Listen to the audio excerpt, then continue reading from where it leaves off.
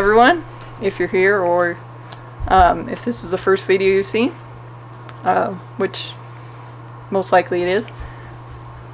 So today I'm going to go over my favorite books and series that I read last year in 2020. There's 20 of them, and I did put them in categories, but I didn't put them in like order of which ones I liked the best because I just couldn't decide. Okay, so we'll start with my favorite nonfiction books. The first one is almost the last book that I listened to last year, and that one was called What If by Randall Munroe. This book was hilarious. Like, me and my kids absolutely loved it.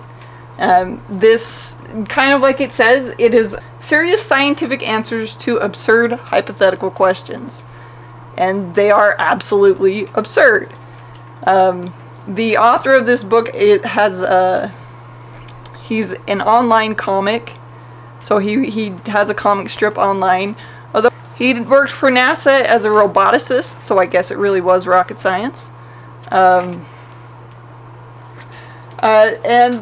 he likes answers best that refer to when things light on fire and explode and kill everyone in the world. So if you're looking for something just fun to read and absolutely absurd, this is one of Goodreads' best or runners-up for 2014.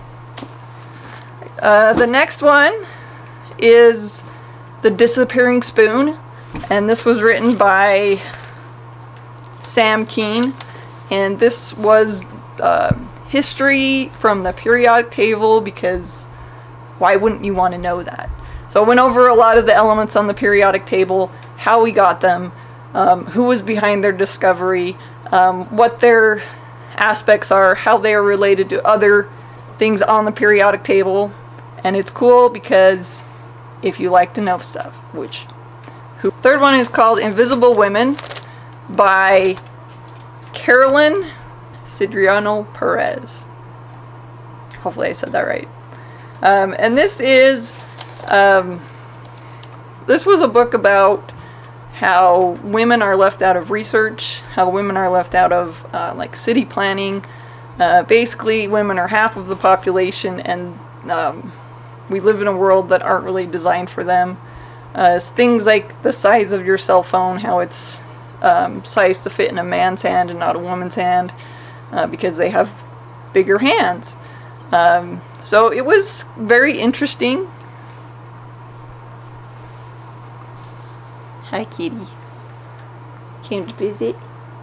Meow. That's Momo.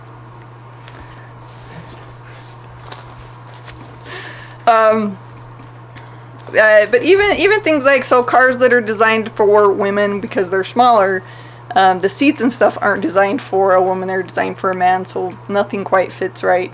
And how women have to constantly adjust to the world around them because the world isn't made for them, even though they make up half of the population. Thought it was really fascinating. Not sure how the lingering effects are. It did upset me a little bit, but you know, it's just life, I guess. It's something you have to live with. And then the fourth one, and this is the last one for the nonfiction, was called Radium Girls by Kate Moore. And this book was about a group of women who painted the dials with paint that was laced with radium. Well, actually, it was pretty much all radium. And if you don't know, radium is a radioactive substance that causes all sorts of problems and basically kills you.